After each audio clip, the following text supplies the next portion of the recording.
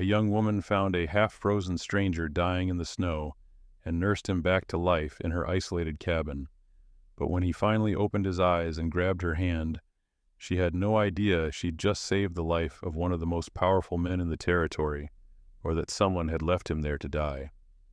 What happened next would change her life forever, uncovering a dark conspiracy, a dangerous betrayal, and a love neither of them saw coming. The winter of 1885 was the harshest pine ridge Montana had seen in decades. Snow fell in relentless sheets, blanketing the small frontier town in a suffocating white silence. Most folks stayed huddled by their fires, praying the cold would pass. But Emma Clark wasn't most folks. She pulled her worn wool coat tighter around her shoulders as she trudged through the knee-deep snow, her breath forming small clouds in the frozen air. She'd been checking her trap lines near the edge of the woods when she saw it, a dark shape half buried in the snowdrift ahead. At first she thought it was a fallen tree, but as she got closer her heart lurched. It was a man. "Oh, God," she whispered, dropping to her knees beside him. He was face down, his clothes torn and soaked through, his skin pale as death. Frost clung to his dark hair, and his lips had turned a frightening shade of blue. Emma pressed her trembling fingers to his neck, searching desperately for a pulse. There, faint, barely there, but alive. "Hold on," she breathed, her voice shaking. "Just hold on." She had no idea who he was or how he'd ended up out here, miles from town in the middle of a blizzard. But none of that mattered right now. If she didn't get him warm soon, he'd be dead within the hour. Summoning every ounce of strength she had, Emma hooked her arms under his shoulders and began dragging him through the snow. Her muscles screamed in protest, her boots slipping on the icy ground. But she refused to stop. Her cabin wasn't far, just beyond the tree line. She could make it. She had to. By the time she kicked open her cabin door, sweat dripped down her face despite the cold. She hauled the man inside, laying him out on the rug in front of her fireplace. Her hands moved on instinct, stoking the fire until flames roared to life, flooding the small room with heat. Come on," she muttered, peeling off his frozen coat and boots. His clothes were drenched, clinging to his skin like ice. She grabbed every blanket she owned, piling them over him, then filled a basin with lukewarm water, not too hot, or it would shock his system. Carefully, she began wiping down his hands, his arms, his face, trying to bring warmth back into his body. His skin was like marble beneath her touch, cold and unresponsive, but she didn't stop. She couldn't. "You're not dying in my cabin," she said firmly, as if he could hear her. "Not today." Hours passed. Emma sat beside him, monitoring his breathing, adding wood to the fire, warming water, doing everything she could think of. Her own exhaustion was catching up to her, but she refused to sleep. Not until she knew he'd make it through the night. As dawn light began filtering through the frosted window, the man's breathing finally steadied. His chest rose and fell in a slow, even rhythm. The color was starting to return to his face. Relief flooded through Emma, and for the first time since finding him, she allowed herself to exhale. She leaned back against the wall, studying him in the firelight. Now that the immediate danger had passed, she could see him more clearly. He was young, probably around her age, mid-20s, strong jawline, broad shoulders, calloused hands that suggested he was no stranger to hard work. But his clothes, even torn and ruined as they were, looked expensive. Fine wool, quality stitching. Who was he? And more importantly, what had happened to him? Emma's gaze drifted to the window, to the endless expanse of snow beyond. No one ended up out there by accident. Someone had either left him to die, or he'd been running from something. Either way, she had a feeling that saving this man's life was going to cost her more than she knew. But as she looked back at him, at the steady rise and fall of his chest, she knew one thing for certain: she'd do it all over again. The days that followed fell into a careful rhythm. Emma kept the fire burning day and night, the cabin warm enough to fight off the brutal cold that clawed at the windows. The stranger remained unconscious, his body fighting its own private battle against death. Every morning, Emma would check his breathing, his pulse, the color of his skin. Every evening, she'd warm water and gently clean him, changing the bandages on the frostbite that had claimed his fingers and toes. It was exhausting work, but she never complained. "You're a stubborn one, aren't you?" she murmured on the third day, wringing out a cloth over the basin. Most men would have given up by now. Silence. Just the crackling of the fire and the howling wind outside. She dabbed the warm cloth against his forehead, brushing back the dark hair that fell across his face. "I wonder what your name is. You look like a John? No, too common. Maybe a William? Thomas?" "Nothing." Emma sighed, setting the cloth aside. "Fine, keep your secrets. But you should know, I'm an excellent conversationalist. You're missing out." She found herself talking to him more and more as the days wore on. At first, it was just to fill the silence, to keep herself from going mad in the isolation. But gradually, it became something else. Something she needed. "You know, I wasn't always alone out here," she said one evening, ladling soup into a bowl for herself. She glanced at him, lying still on the bed she'd given up for him. "I had a family once. A good one. My pa worked the lumber mill in town, and my ma, she could make a home out of anything." She took a sip of soup, the warmth spreading through her chest. "They died 3 winters ago. Fever swept through Pine Ridge like wildfire. I was the only one who survived." Her voice grew quieter. "Sometimes I wonder if I was supposed to—" The fire popped, sending sparks dancing up the chimney. "That's why I live out here now. Can't bear to be in town, surrounded by all those memories. Out here it's just me and the quiet." She looked at the stranger, a sad smile on her lips. "Well, and you now, I suppose." On the 5th day, something changed. Emma was adjusting his blankets when she felt it, the slightest pressure against her wrist. Her breath caught. She looked down at his hand, her heart hammering. "Did you just—" She waited, frozen, watching his fingers, and then it happened again. A tiny twitch, barely perceptible but real. "Oh my God," she whispered, "you're still in there." Hope, fragile and terrifying, bloomed in her chest. She leaned closer, studying his face for any other signs of consciousness. His eyelids flickered just for a moment, but it was enough. "Can you hear me?" she asked softly, taking his hand in hers. "If you can, squeeze my hand, just a little." Seconds stretched into eternity. Then, there. A weak pressure against her palm. Tears pricked Emma's eyes. "That's it. You're fighting. Keep fighting." From that moment on, the signs became more frequent. A twitch of his jaw, a flutter of his eyelids. His breathing would occasionally hitch, as if he were trying to surface from the depths of unconsciousness. Emma stayed by his side through all of it, talking to him, encouraging him, refusing to let him slip away. "I don't know who you are," she said one night, sitting beside him in the firelight. "I don't know where you came from or what happened to you out there. But I know one thing, you're a fighter, and I'm not giving up on you." She squeezed his hand gently. "So don't you give up either." The wind howled outside, rattling the cabin walls. But inside, by the warmth of the fire, Emma kept her vigil. And deep in the darkness of his coma, the stranger heard her voice, and he held on. It was the 8th morning when everything changed. Emma was preparing warm broth, the steam rising from the pot as she stirred it slowly. The cabin was quiet except for the usual sounds: the crackling fire, the wind outside, the steady breathing of her patient. She had grown so accustomed to these sounds that she almost didn't notice when one of them changed. A sharp intake of breath. Emma's hand froze, the ladle suspended over the pot. She turned slowly, her heart beginning to race. The stranger's chest was rising and falling differently now, quicker, shallower, like someone fighting their way to the surface of deep water. "No," she whispered, setting down the ladle. No, not yet. You're not ready. But his body disagreed. His fingers curled into the blanket, his head turning slightly to one side.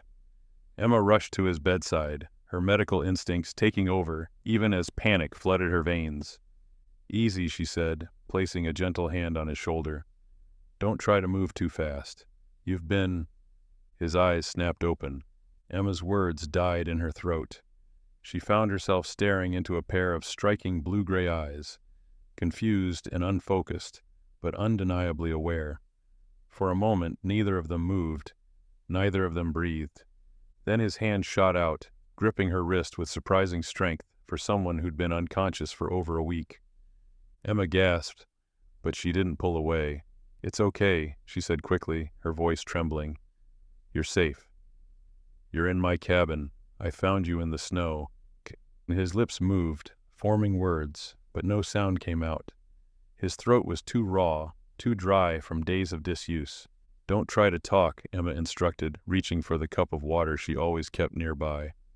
Here, just small sips. She helped him lift his head, bringing the cup to his lips. He drank desperately, water spilling down his chin, his eyes never leaving her face. When he'd had enough, he fell back against the pillow, chest heaving. Where? His voice was barely a whisper, rough as gravel. Where am I? Pine Ridge, Montana, Emma said, her hand still supporting his head. My cabin, about 3 miles outside of town. I found you half frozen in a snowdrift 8 days ago. His brows furrowed, confusion and pain flashing across his face. 8 days? You were nearly dead, she said softly. I wasn't sure you'd make it. He stared at the ceiling, his breathing labored. Then his eyes found hers again, and there was something in them, a desperate, searching quality.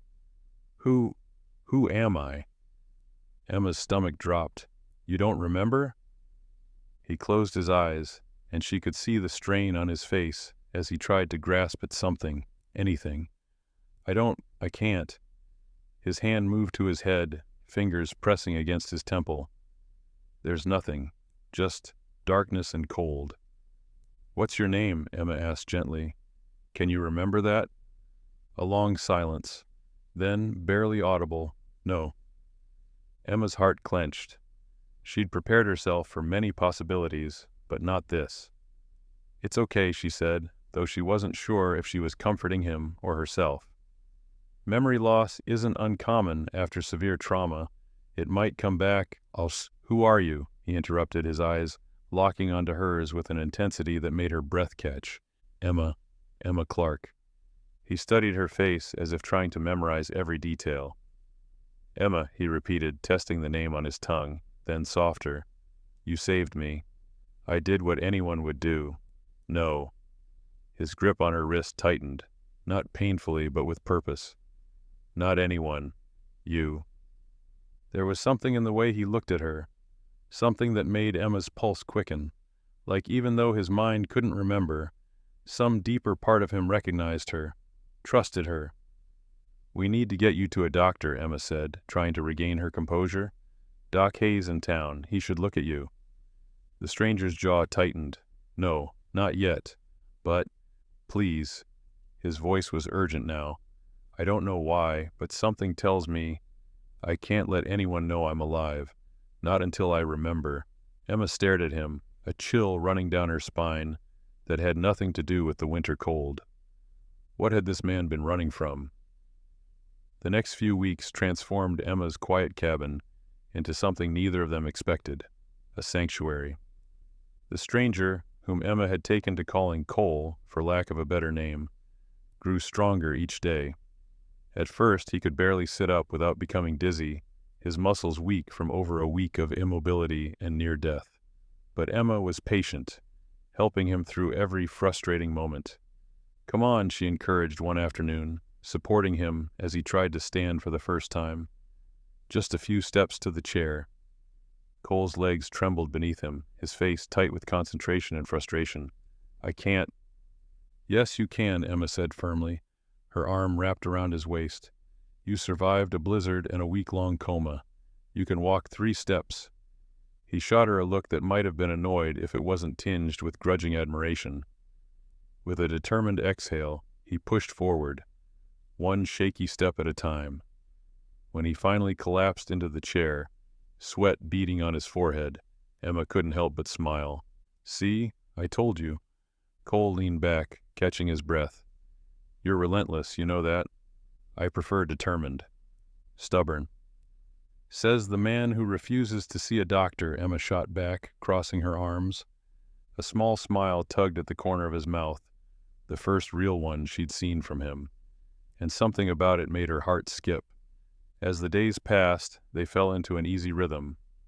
Emma would tend to the cabin, cook their meals, and check Cole's healing frostbite. Cole would practice walking, regaining his strength, and trying desperately to remember anything about his past. But the memories wouldn't come. "Nothing?" Emma asked one evening as they sat by the fire. She was mending one of his torn shirts, the expensive one he'd been wearing when she found him.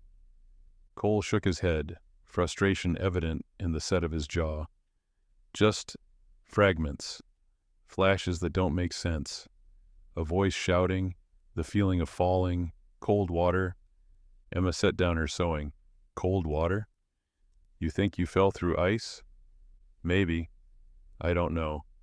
He ran a hand through his hair, a gesture she'd noticed he made when he was troubled. "It's like trying to grab smoke." "It'll come back," she said softly. "Give it time." He looked at her then, really looked at her, and Emma felt heat rise to her cheeks. There was something in his gaze that made her feel seen in a way she hadn't been in years. "Why are you doing this?" he asked quietly. "Taking care of a stranger, putting yourself at risk.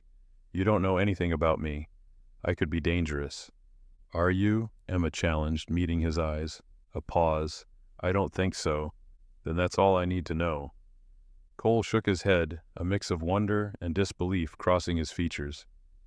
"You're either very brave or very foolish, Emma Clark." "Maybe I'm both," she said with a small smile. One particularly clear night, Cole was finally strong enough to step outside. Emma wrapped him in extra blankets and led him onto the small porch. The sky was a blanket of stars, brighter than anything visible in town, and the snow-covered landscape glowed silver in the moonlight. "It's beautiful," Cole breathed, his voice filled with awe. Emma stood beside him, their shoulders nearly touching. "Sometimes I forget, living out here alone. But yes, it is." They stood in comfortable silence, watching their breath form clouds in the frozen air. Then Cole turned to her, his expression serious. "Emma, I need you to know something." She looked up at him, her heart suddenly pounding. "Whatever I was before, whoever I was, I'm grateful it led me to you. You didn't just save my life, you gave me a reason to fight for it." Emma's breath caught. The space between them felt charged, electric. Cole's hand found hers, his fingers intertwining with hers in a way that felt both new and familiar. "Cole, I dash. But before she could finish, his expression suddenly changed. His eyes went distant, his body tensing. "What is it?" Emma asked, alarmed. "I remember something," he whispered, his grip on her hand tightening. "My name. My real name." Emma's heart raced. "What is it?" His voice was barely audible. "James Thornton." The name hung in the air between them like a gunshot. "James Thornton," Emma repeated slowly, her mind racing. The name sounded familiar, tugging at something in the back of her memory. "Why do I know that name?" And Cole, James, pulled away from her, his hand going to his head, as if trying to force more memories to the surface.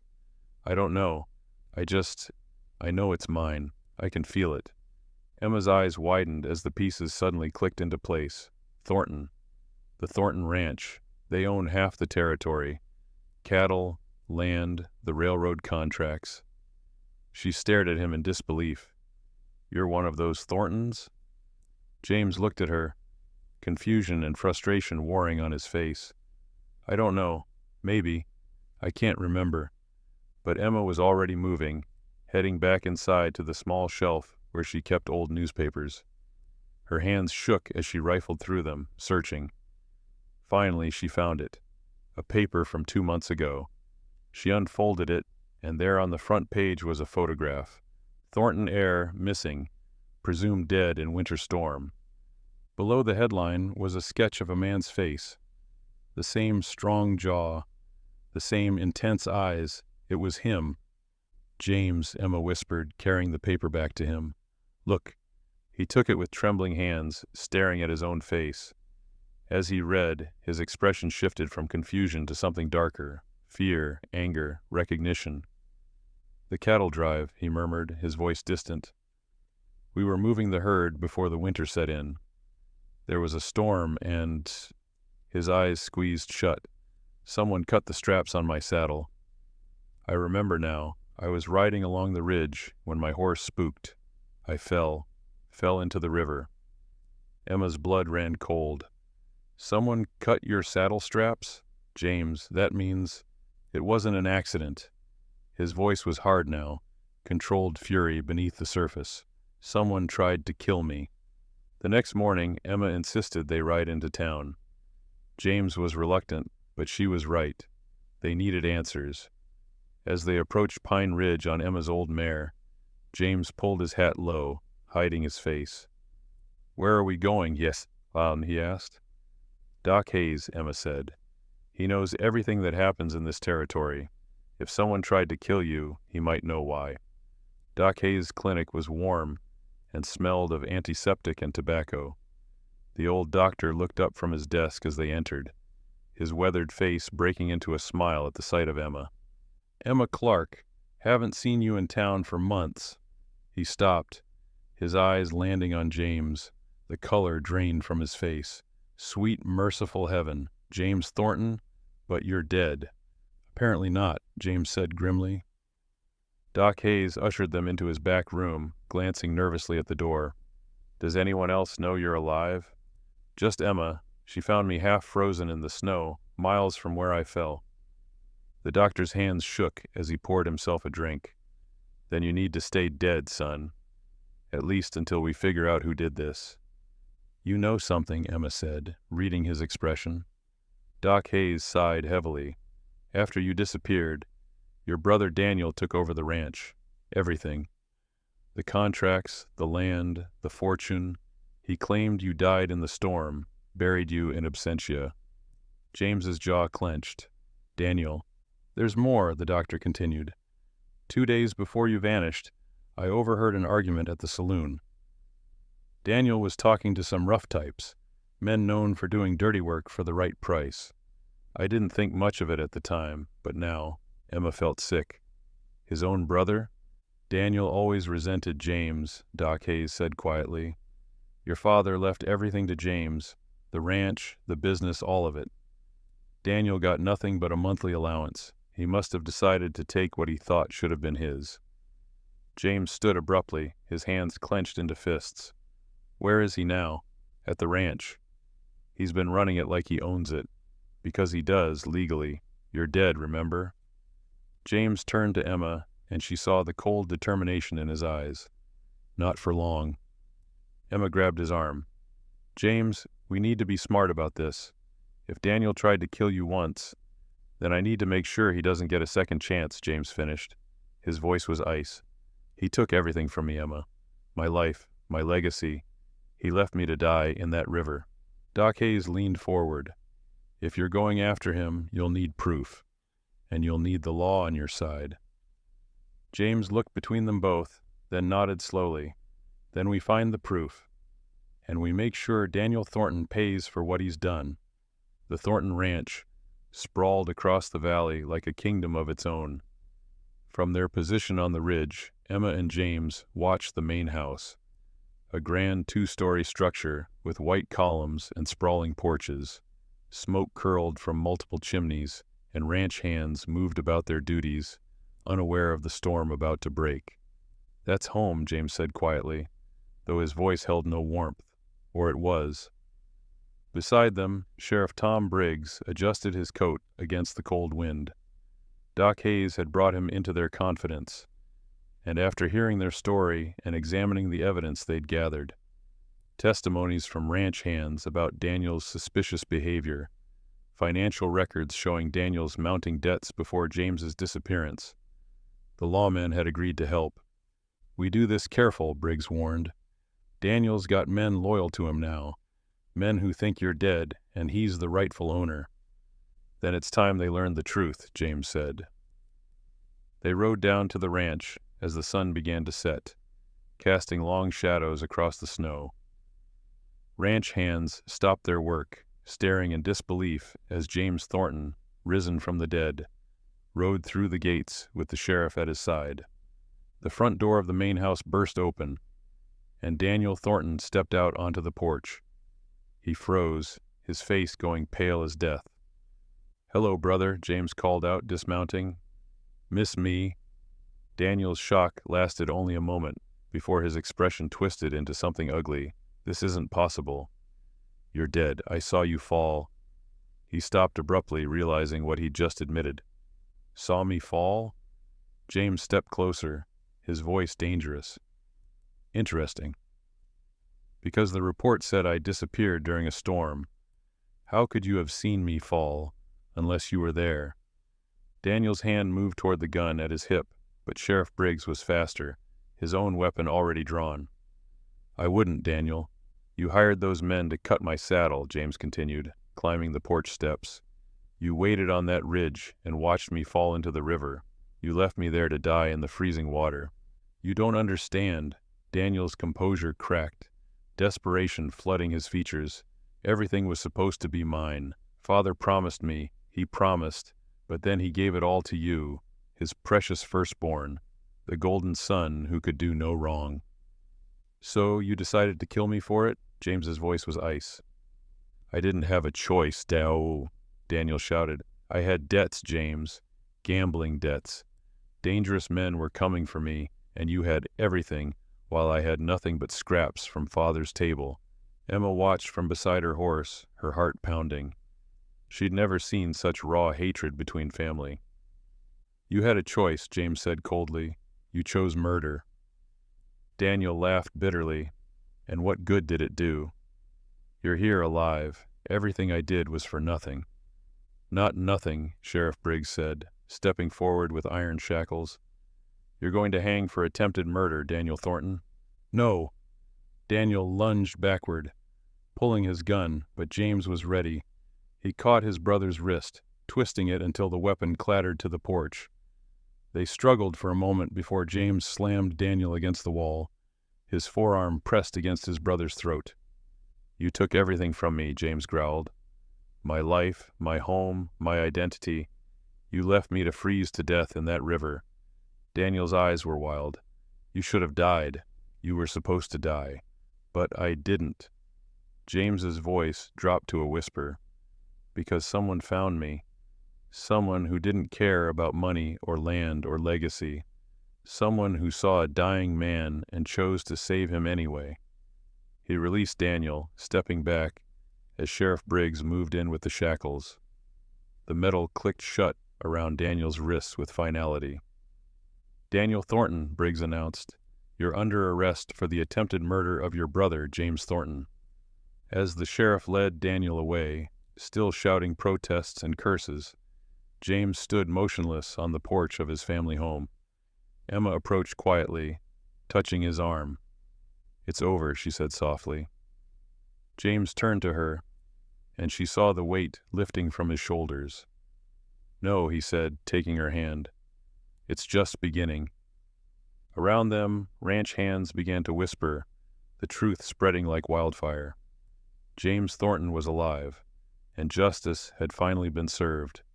3 weeks had passed since Daniel's arrest. The ranch was slowly returning to normal under James's leadership, but he found himself spending less and less time there. Every evening, as the sun began to set, he would ride out to the small cabin on the edge of the woods, to Emma. Tonight was different, though. Tonight he had a plan. Emma was chopping wood behind her cabin when she heard the horse approach. She looked up to find James riding toward her, but something was off. He wasn't alone. Behind his saddle were bags and bundles she couldn't quite make out. "What's all this?" she asked, setting down the axe as he dismounted.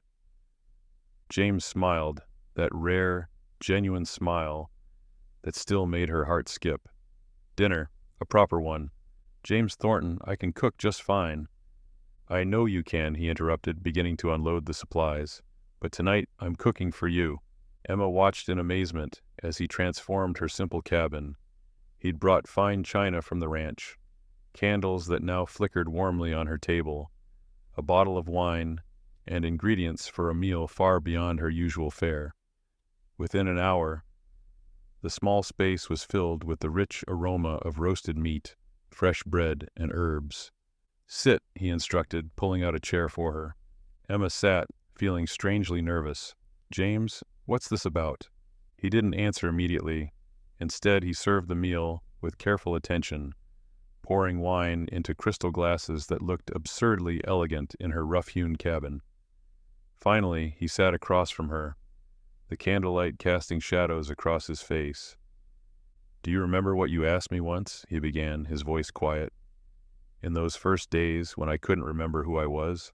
Emma nodded, her throat suddenly tight. "You asked if I was dangerous." He leaned forward, his blue-gray eyes intense. "And I said I didn't think so. But Emma, I was wrong." Her heart stuttered. "What do you mean?" "I am dangerous," James continued, reaching across the table to take her hand. "Because everything I touch, I'm supposed to control. My father raised me to command, to conquer, to take what I want and never look back. That's who James Thornton was supposed to be." Emma tried to pull her hand back, confusion and hurt flooding through her, but he held firm. "But then I woke up in this cabin," he said, his voice growing softer, "and there was you. This woman who didn't care about my name or my money or my power. This woman who saved my life, not because of who I was, but because it was the right thing to do." Tears pricked Emma's eyes. "You sat by my side when I had nothing to offer you. You talked to me when I couldn't answer. You fought for me when I couldn't fight for myself." His thumb traced circles on her palm. "And somewhere in all of that, Emma Clark, you didn't just save my life, you became my life." "James," her voice broke. He stood, moving around the table to kneel beside her chair. "I have everything now. The ranch, the fortune, the legacy. I could have any life I want. And Emma, the only life I want is one with you in it." Emma's tears spilled over. "You don't mean that. You're grateful, that's all. Once you're fully back to your old life." "My old life was empty, Fisoaso," he said fiercely. "It was business deals and cold transactions and people who only valued me for what I could give them.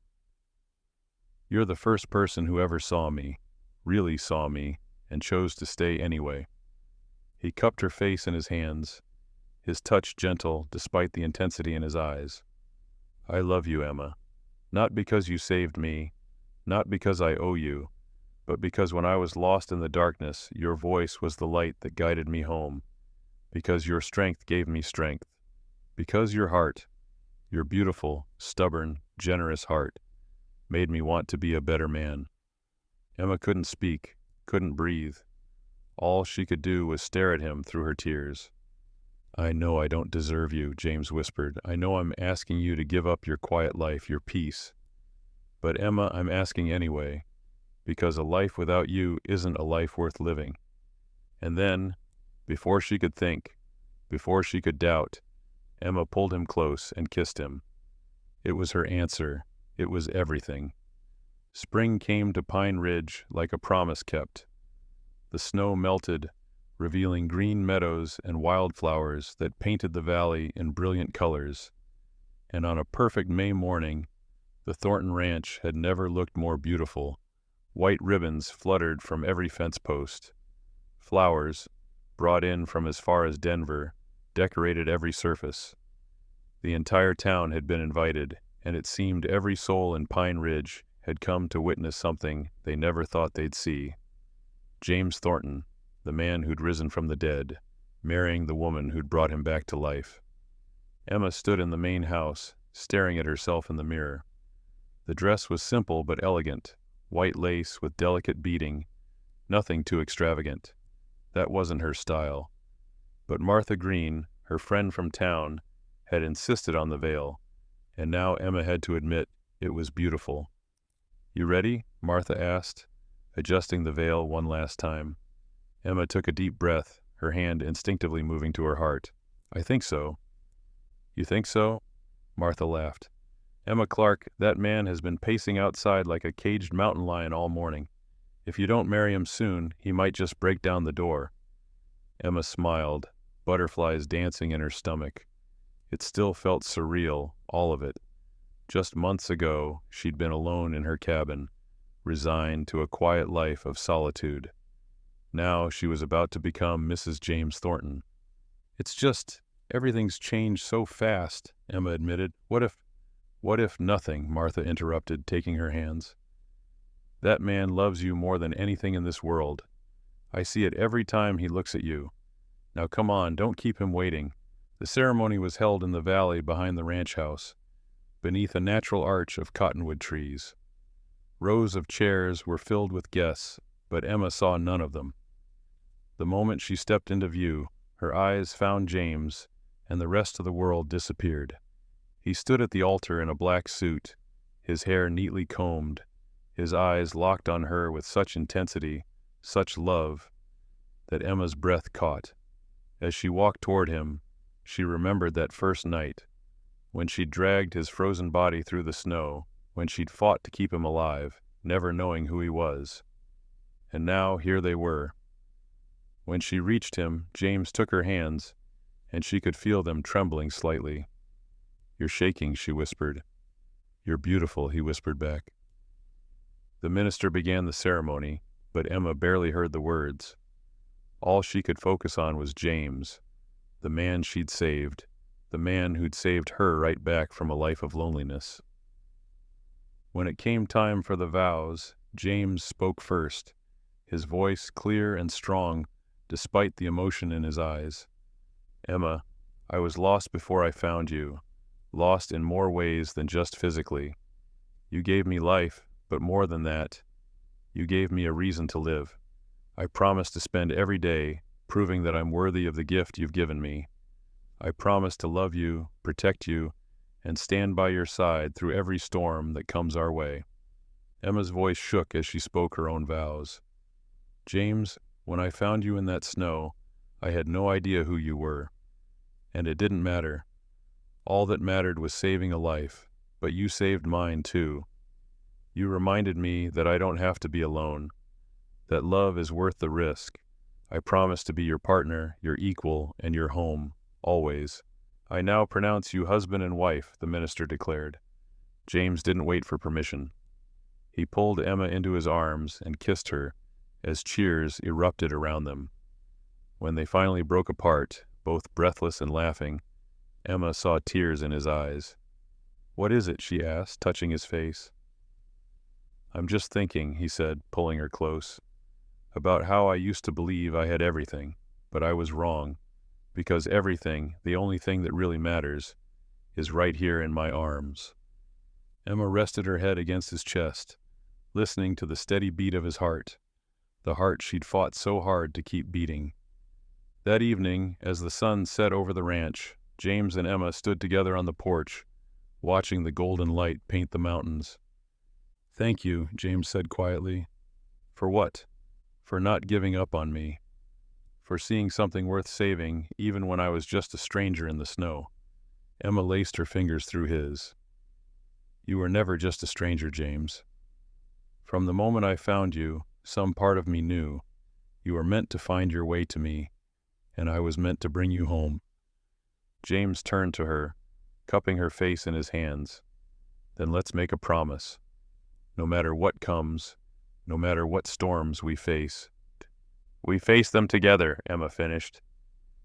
And as the stars began to appear in the darkening sky, James Thornton and Emma Thornton stood hand in hand, ready to begin their greatest adventure yet. Because sometimes the most extraordinary love stories begin in the most unexpected ways, in the frozen silence of a winter storm, in the gentle care of a stranger's hands, in the miracle of a second chance. And their story? It was only just beginning. If this story touched your heart, don't forget to like, share, and subscribe for more emotional and inspiring tales. Turn on notifications so you never miss a story that will move your soul. Thank you for watching, and remember, sometimes the greatest treasures are found in the most unexpected places. See you in the next story.